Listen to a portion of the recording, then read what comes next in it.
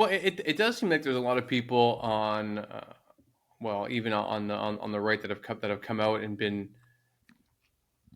more outraged on the right things. Right? I mean, like I think hating your neighbor or calling everybody the left. I don't know how helpful that is because the left is not a monolith. I think Right. in the U.S. at least the right was more traditionally a monolith for how they would vote, whereas in the left is all over the place. You have very centrist voters. You have far left voters. Like it's certainly not one opinion.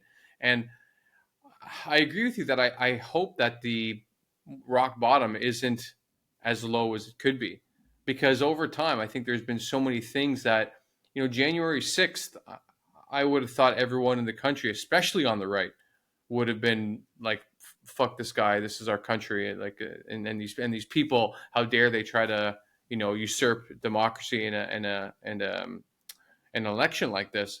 And then COVID, the same thing. Like I thought we all agreed that vaccines were good things, and we can have nuanced discussion with new vaccines on how safe they are or they aren't.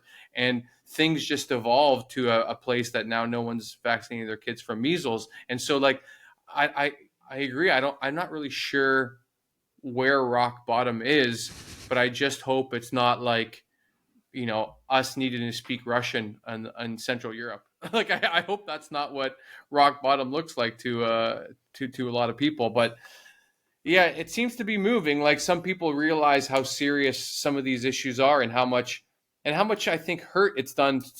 So many people I've spoken to that don't speak to one family member or another because of some sort of outrage thing. Either it was a COVID situation, it was a political situation, all of these things that really engendered itself from one person's actions on social media that completely changed the reality. And then if you don't share a reality with someone, it's really hard to have a conversation with them. It's really hard to, like, there was a friend recently, they said, they have this one guy who they've known for a while, and he went off the rails a few years ago through Facebook and YouTube and all these things. And he's a super conspiratorial guy. I think he's a flat earther now. And they've had to tell him some point that like listen, if you want to come over and join our party that we're just having at home, you can't talk about this shit. And they says because they love the guy, but it's exhausting, and he ruins every evening he's a part of.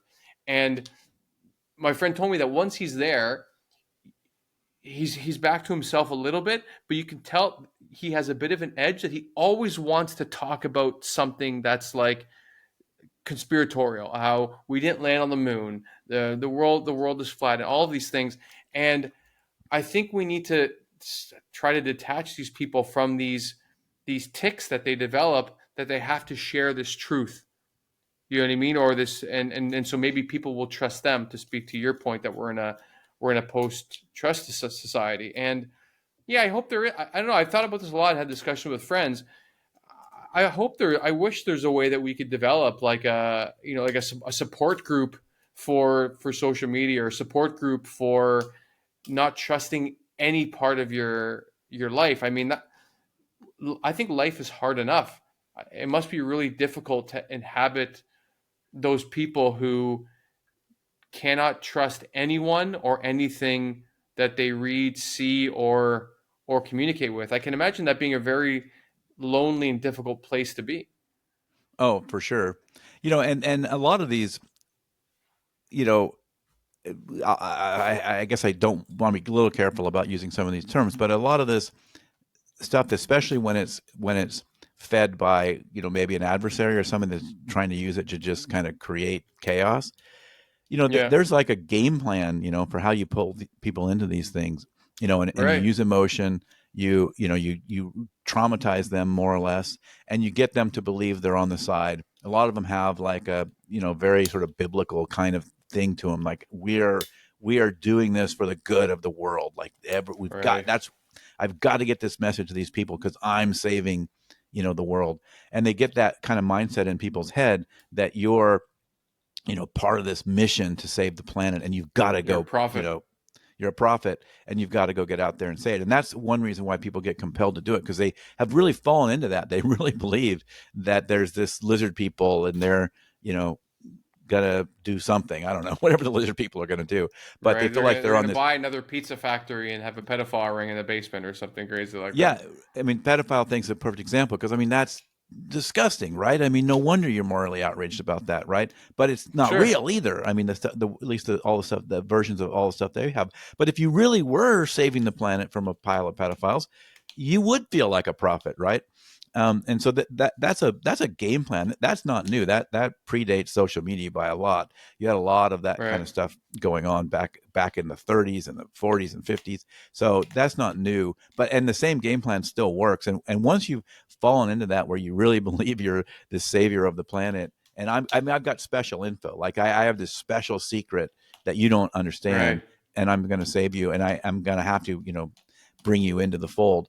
And if you're not in the fold, then you don't get it. Like we're special. Like, and that's Right. you were Well, talking about this again, belonging in these groups. That's another big piece of it, right? and to your We're point, that's special, like we think we have evidence, and they think that they have evidence. They think that this YouTube video is the evidence, and we right? just disagree. Like I think the thing that's enraged me for a long time now it's just really sad and frustrating that people that really think that the left is all filled with pedophiles, etc.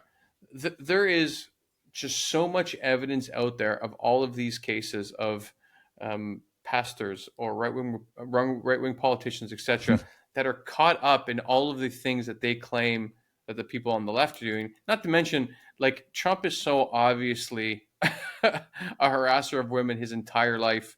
He's been to these things with with P Diddy that people have documented. He's on the flight records for the Epstein plane. And I'm not even saying he did all these things. I'm just saying these are the things we know. Like I'm not trying to make my own case for that he's doing these awful things. I'm saying like there is enough evidence that you think those people would at least like supporters of Trump would at least look at that evidence and be like, "Oh, that doesn't look good." But somehow they're able to not see it, and I think that's the part that I would like to understand better. I would like to understand of like how something that you are so outraged that you consider yourself a champion of children, to help children not be exploited and all of these things. But then the person that is your champion, there's enough pieces of evidence that should at least have you think, you know what, maybe this isn't my guy. And that part for me is completely baffling, and I wish I could understand that.